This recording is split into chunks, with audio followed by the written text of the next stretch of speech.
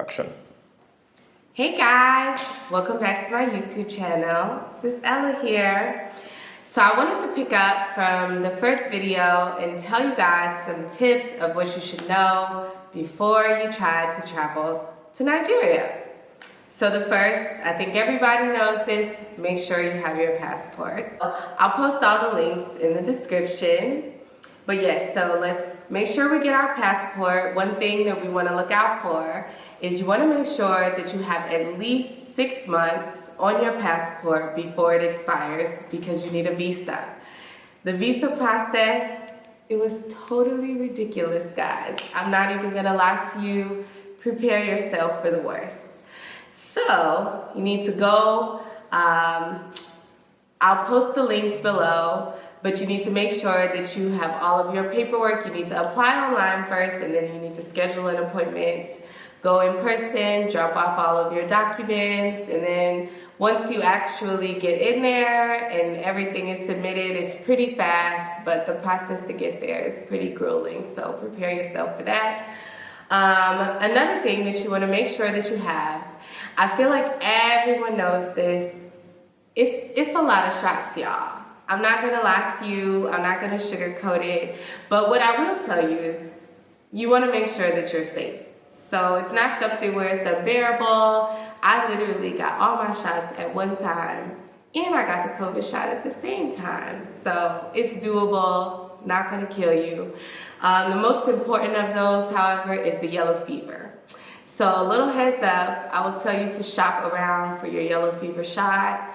Of course, I lived in Atlanta, very expensive. I think the first 2 places that I called, the yellow fever shot was over $500. I ended up traveling out to Hall County to get it at the health department. But yes, this is a tip to keep your costs down. Shop around for that yellow fever shot. You get a little yellow card. They do check the yellow card when you get here. So you want to make sure you have those. Another thing that you want to know before you go is that the plane ticket is just usually expensive. Like, I would say to budget anywhere between, on the plane ticket here, I would say budget anywhere from about $700, maybe upwards to about $1,500, depending on where you're coming from, however many bags it is that you want to travel with. I will tell you that some tips to keep in mind if you're not familiar with flying for as many hours as it takes to get over here. One of the things that I like to do is I like to travel overnight. That way I can go to sleep, and by the time I wake up, the trip is practically over. But if you've not flown beyond 10 hours before, prepare yourself, especially if you have a lot of layovers. I feel like sometimes people want to tell you that a lot of layovers is helpful. I guess it depends on how you travel. For me, I do not like a lot of layovers. I just want to get there, especially when it's as long of a plane ride as this one is. So yes, prepare to spend a little money. What else should you know before you go? Okay, so you always want to carry cash on you. You can definitely access your local currency for wherever you are once you get here, but it's going to be a lot harder, and it's probably going to cost you a little more. Cash is king, guys, so carry as much as you can while still being safe and responsible. But you want to be mindful of what the currency exchange rate is in Nigeria, particularly, I use dollars.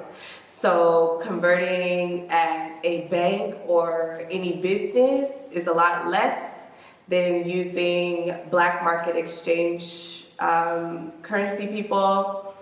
That seems to be the way to go for me, but I will tell you from personal experience, please only use somebody who's been recommended to you, who is trusted, and never ever leave without getting the currency right there. Like, don't walk away, don't trust it to come later. You want to make sure that whatever transaction you're doing is finished right there in front of your face, and then you can carry on. But you want to be mindful of that.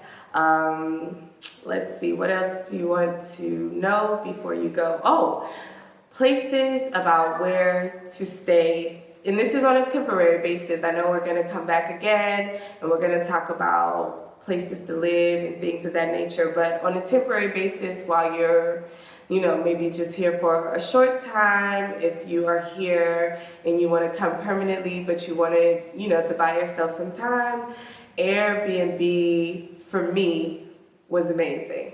So I chose to stay in Ikoyi. I would do a little research on your end about, where you feel most comfortable staying. I want to say I stayed in Ikoyi, and I also stayed in Lekki, and they ran me about $50 per night. So depending on how long you stay, it's possible to get some discounts there, but just generally speaking, you want to make sure that that is in the front of your mind, because being safe where you stay is of high importance. Also, something that they do not tell you is that everybody who advertises 24/7 lights isn't always 24/7 lights. So if lights, electricity is important to you, you want to look and maybe find some reviews, pay close attention to the reviews, because I would hope that those can guide you as to the things that you can expect from that particular place. But definitely 24/7 lights doesn't always mean 24/7 lights, so don't say I didn't give you the heads up there. Don't forget, like, subscribe, share this video, and talk to me in the comments, guys. I want to hear from you. Till next time, bye.